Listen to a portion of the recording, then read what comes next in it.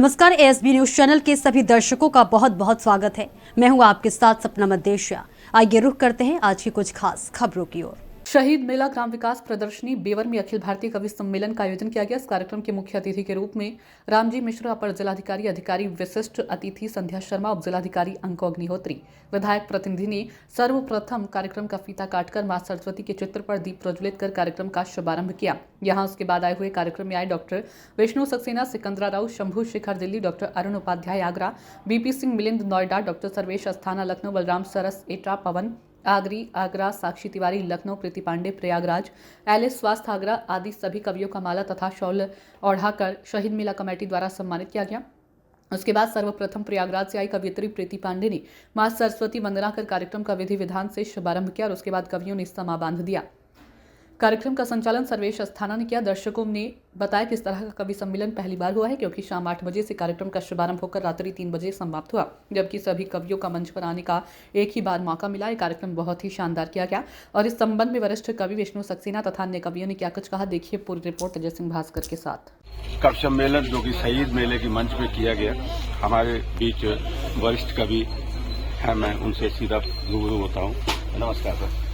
आज शहीद मेले की मंच पर कवि सम्मेलन हुआ, आपने कविताएं पढ़ी, गीत गाए, तमाम लोग मौजूद रहे, कैसा लगा और क्या कहना? ये तो कोई नई जगह नहीं है मेरे लिए, यहाँ तो हमेशा बहुत अच्छा लगता है कविता सुनाना और जब आया हूँ तो बहुत मोहब्बतें मिली और आज भी वैसी ही मोहब्बतें थी, कोई कमी नहीं थी सुनने वालों में। लेकिन हाँ, श्रोता जरूर सोशल मीडिया के कारण कम हो जाते हैं, क्योंकि लाइव टेलीकास्ट होता है, लाइव के चक्कर लोग अपने घरों पर देखना ज़्यादा पसंद करते हैं। लेकिन जो जितने यहाँ थे, जितने शुरू से अंत में रहे, तो इससे लगा कि हाँ, कवि के प्रति आज भी लोगों का रुझान है, रुचि है, अच्छा सुनते हैं और आज भी अच्छा। शहीदों की मंच थी, मैं चाहूँगा कि 2 लाइनें बोल दी जाएं।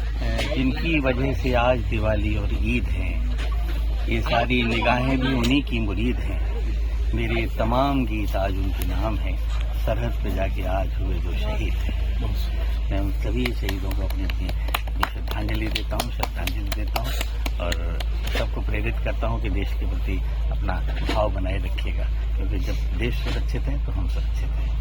आज इस मंच से, पूरे शहीद मंच से यहाँ क्या संदेश देना चाहेंगे पूरे देश को? मैं बस यही संदेश देना चाहूँगा कि जितने भी युवाओं के लिए खासतौर से कहूँगा कि जितने युवा हैं वो अपने अंदर जो सम्मान का भाव है उसको न मरने दें। जो अपने चाहे गुरु के प्रति सम्मान हो, चाहे माता पिता के प्रति सम्मान हो, चाहे बड़ों के प्रति, उस सम्मान को मरने न दें, क्योंकि हम एक ऐसी इकाई हैं कि अगर हमने अपने परिवार को सुरक्षित कर लिया तो हम पूरे समाज को सुरक्षित कर लेंगे, पूरे देश को सुरक्षित कर लेंगे। इसलिए परिवार को, अपने रिश्तों को बचाए रखिएगा। जी धन्यवाद। यहाँ पर वरिष्ठ कवि और भी हैं, मैं उनसे बात कर लेता हूँ। यहाँ कवित्री हैं मौजूद, मैं उनसे ही बात कर लेता हूँ। नमस्कार।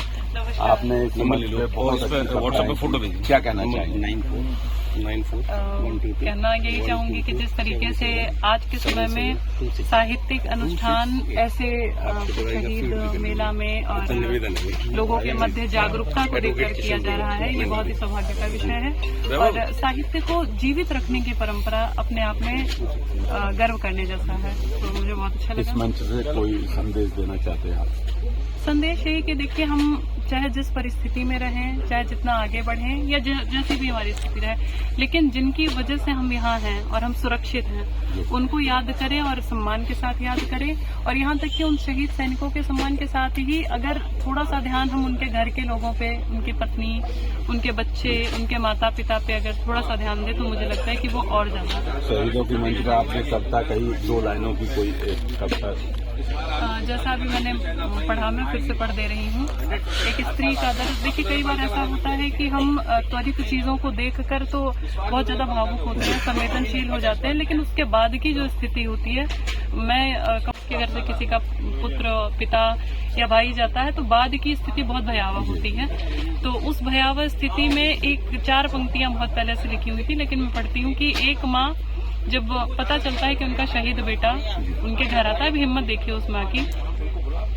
लाल सरहद से कांधे पे आया, देख कर मान सर को उठाया, लाल सरहद से कांधे पे आया, देख कर माँ ने सर को उठाया, पोंछ कर अपने आंचल से चेहरा, माँ ने खुद ही तिरंगा उड़ाया, पोंछ कर अपने आंचल से चेहरा, माँ ने खुद ही तिरंगा उड़ाया। बहुत बढ़िया। ये प्रीति पांडे जी थी जो कि प्रयागराज से आए थे। हमारे पास पवन जी हैं, बहुत खास कलाकार हैं और इन्होंने जो है एक समा बांध रखा था। मैं इनसे बात करता हूँ किस तरीके से कैसा लगा यहाँ पे आए। नमस्कार। बिल्कुल नमस्कार। और मैं एक बात कहना चाहूँगा कि जो आज हम हंस रहे हैं, मुस्कुरा रहे हैं या लोगों को हंसा रहे हैं, ये सब हमारे उन शहीदों की ही देन है जिन्होंने हमको एक आजाद भारत दिया, ये देश दिया, यहाँ की संस्कृति दी, सभ्यता दी, उसके लिए वो बलिदान हुए। तो मुझे लगता है कि हास्य और व्यंग जो है या जो भी चीजें हैं, आज हम राजनीतिक विसंगतियों पर भी प्रहार करते हैं, जो सामाजिक विसंगतियां होती हैं उन पर भी हम प्रहार करते हैं, तो शायद हम उनकी बदौलत कर पाते हैं। तो आज बहुत अच्छा लगा और मेरा इस मेले में 4 साल के बाद पुनः यहाँ पर आगमन हुआ है। यहाँ सारे लोग, देश के जाने माने सब सिद्धस्त जो कलाकार थे, जो कवि थे, रचनाकार थे, वो सब आए। और मैं तो चूंकि आगरा का हूँ, इसीलिए मैं आगरा से आगरी लिखता हूँ। काका हाथरसी जी का शिष्य रहा हूँ, तो उन्होंने ही मुझे हाथरस से हाथरसी लिखते थे, उन्होंने मुझे आगरा से आगरी किया। तो मुझे लगता है कि जिंदगी के अंदर जितनी भी चीजें हैं, आपको हंसते रहना चाहिए, मुस्कुराते रहना चाहिए, क्योंकि फिर आप कहें क्योंकि सब कल जैसे चुनाव हुए, अब चुनाव हुए तो चुनाव होने के बाद जो रिजल्ट आए तो आपने देखा होगा कि केजरीवाल जो है उनको बीजेपी ने हरा दिया, सिसोदिया जी को हरा दिया, लेकिन फिर भी वो आतिशी को उन्होंने नहीं हराया, यानी आतिशी को जीत जाने दिया। तो मुझे लगा कि शायद इस देश में कन्या भ्रूण हत्या अपराध है, शायद इसलिए बीजेपी ने उनको जीतने दिया। तो यूं ही हम ऐसे ही हंसते रहते हैं, मुस्कुराते रहते हैं, लोगों पे तंज करते रहते हैं, राजनीति पे तंज करते रहते हैं। तो ये सब उन्हीं की बदौलत है, सब उन शहीदों की बदौलत है। ये हमारे बीच जो कवि सम्मेलन हुआ था, आज अखिल भारतीय कवि सम्मेलन का बहुत ही अच्छा कवि सम्मेलन किया गया। पवन जी हमारे साथ थे, आपने देखा, कवियों को सुना, जो कि वरिष्ठ कवि डॉक्टर विष्णु सक्सेना थे जिन्होंने यहाँ पे क्षमा बांध दिया था।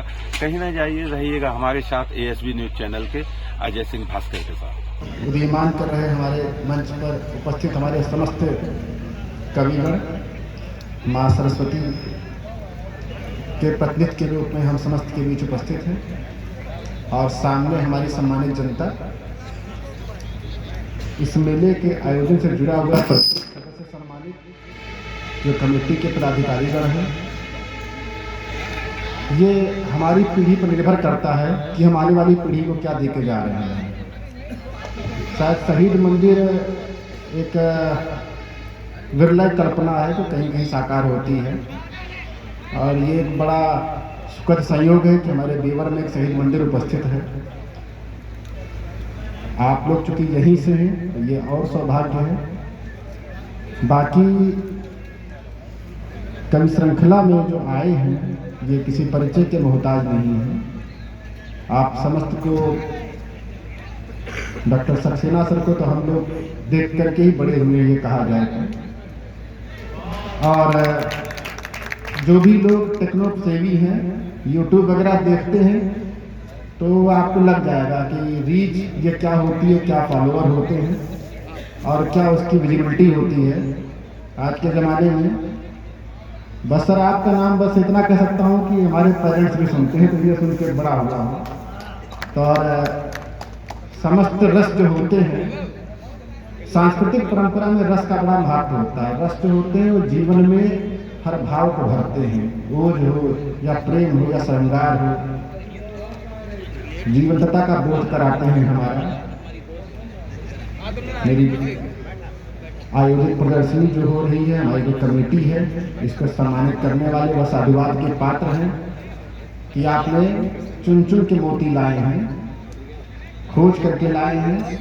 और मेरे जनता से भी अनुरोध है कि आप न सिर्फ बस आस्वादन करें, बल्कि इनकी जो साधना है एक लंबे समय की अनुभव के साथ की। बाकी हमारे आदरणीय कवि सर्वेश अस्थाना जी बैठे हैं, तो उनका उत्तरबंदी बड़ा विशेष रहा है, उसको भी सुनिए आप लोग।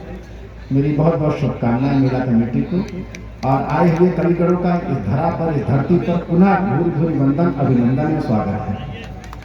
तो खबरों में फिलहाल इतना ही। दीजिए इजाजत, फिर मिलेंगे। नमस्कार।